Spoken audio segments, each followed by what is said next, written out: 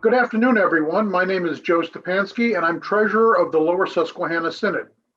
This session covers the role of the 2021 Synod budget in carrying out the Synod's mission. Don't worry, this won't be a presentation of spreadsheet-like rows and columns of numbers. It's pretty much all charts.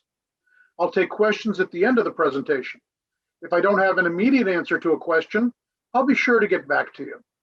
I promise I won't go into a fully detailed budget presentation unless the questions take us there. This is an Edification Day presentation, not a Finance Committee meeting. I'd like to show you a quote from Joe Biden before he became president. And no, there's no political implication here. It's just a quote. What does it mean? Organizations can often give lip service to their stated missions. Let me read it to you. Don't tell me what you value. Show me your budget, and I'll tell you what you value. And that's very important because a lot of organizations will say one thing, and then you look at their budgets, and those missions don't seem to be quite as important as advertised. And it's important to our congregations that the Synod spends money that they send as efficiently as possible toward the Synod's mission. If you're wondering what the Synod's budget development process looks like, here's a reenactment of a typical Synod budget meeting before, during, and after. Hey, Deb, there's a budget meeting today. Budget meeting? Sweet. Budget meeting. Budget. Budget meeting? Off to the side, we have the simulations versus the actual sales from our predictive algorithm. Now, as we break down quarterly over the past... Woo! When developing the Synod's budget, we first have to look at the overall giving environment. We need to look at the revenue we might have available. As you can see, mission support has been declining for years. The decline between 2019 and 2020 may have been an outlier due to the pandemic, but we won't know until the 2021 fiscal year is over.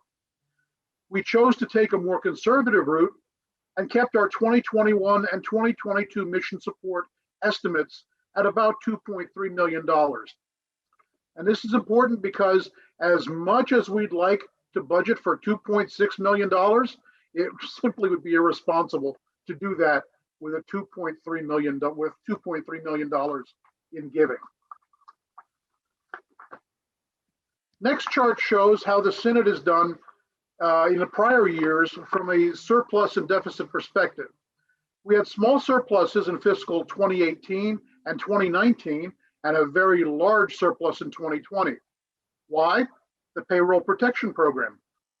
We received a loan of $234,000, which was then converted to a grant. This ultimately led to a $187,000 surplus.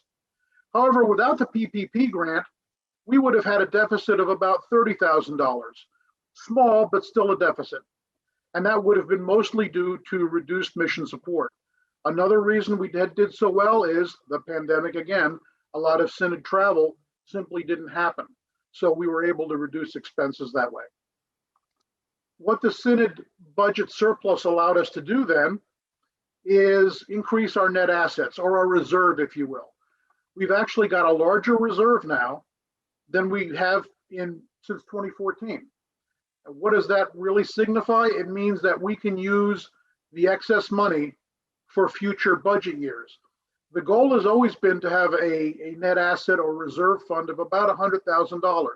So we have a lot of money to play with in 2021 and 2022, and maybe future years for budgeted purposes. Now let's get to the budget. Here's a breakout of the Synod's fiscal 2021 budget, which I've simplified into three categories: total general operations, total external ministry support, and both of those are relatively the same, and then evangelism and outreach. You can see that general operations is about 47% of the budget. And that category includes salaries and benefits for Synod personnel, which is almost the largest chunk of any budget in any organization. Then there's total external ministry, which is about 43% of the budget. Finally, we have evangelism and outreach, 10% of the budget. Let's talk about evangelism and outreach for a moment. This is the area run by Pastor Richard Jorgensen, Director of Evangelical Mission. Several years ago, our synod participated with 4 other synods in what's euphemistically called the experiment. As part of the experiment, the synods withheld a portion of the funds that would normally have been sent to ELCA churchwide and uses that for local mission. It basically saves the administrative overhead associated with sending money to churchwide and then requesting a portion of it back. We just don't send it to begin with and apply that to our local mission. And what that means is more of the funds sent by our congregations stays within the synod. Let's take a look at the external ministry support category. By far, the largest chunk of this is for ELCA churchwide for their mission. Next is $160,000 for the seminaries, and you can pretty much read the rest. Outdoor ministry would be things like Lutheran Camping Corporation. Campus ministry is Millersville, Shippensburg, which get a small amount, and Penn State, which gets the bulk of that money. And then other much smaller items that you can just read there.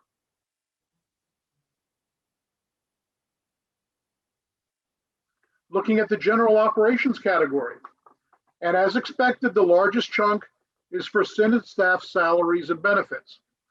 But please don't look at that as all is overhead. We estimate that 60% is for staff engaging in the synod's mission work, 34% for management and administrative functions like me, though I'm not a synod employee, and 6% for general fundraising. So basically 60% of the human resources slice you see there is being done for the synod's mission. And the other 40% would be considered management and administrative or general fundraising. Office operations includes things like IT expenses, insurance, equipment leasing, and my personal favorite, audit fees. Well, okay, not really. Travel expenses have been greatly reduced due to the pandemic, so we probably won't hit that number either.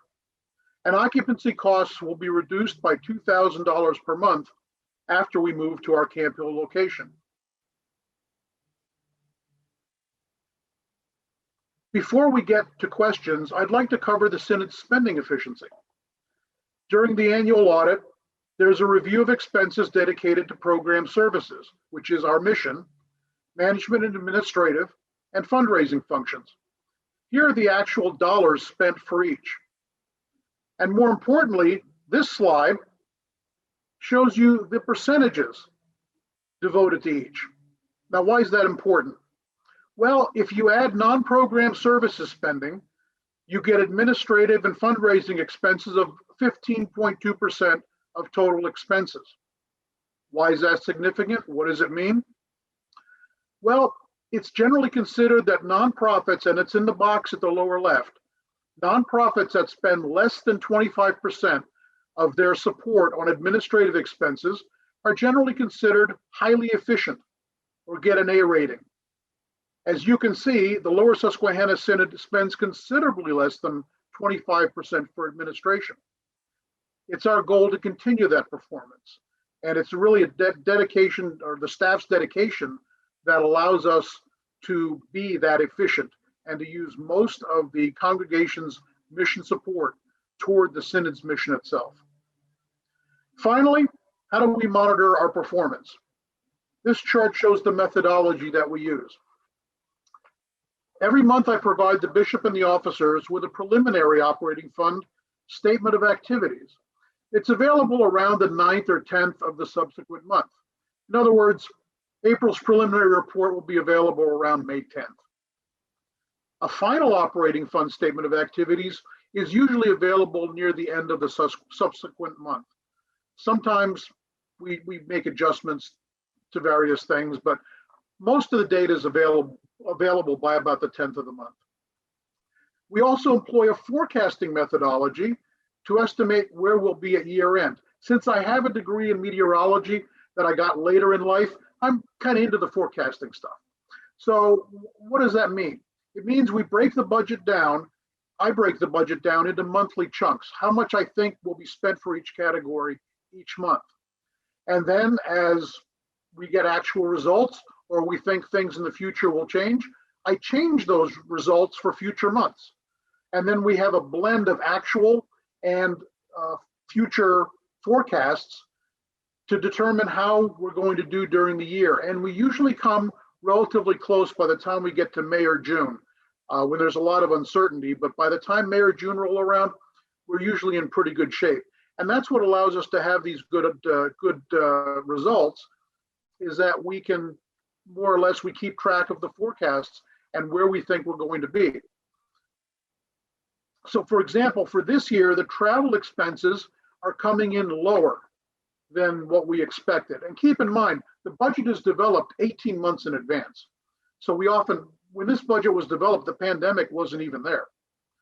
So right now, Synod travel is running lower than we expected. And I've asked the staff to put all their travel expenses for the first quarter in so that we can get a good estimate. And it's likely we'll be lowering that forecast for the future months of fiscal 2021, which ends in January. I did not mention that. The fiscal year goes from February to January. So that's an overview of the Synod's budget for 2021. I'll now be happy to go into as much detail as you can stand about what's in the budget if you have any questions. Thanks.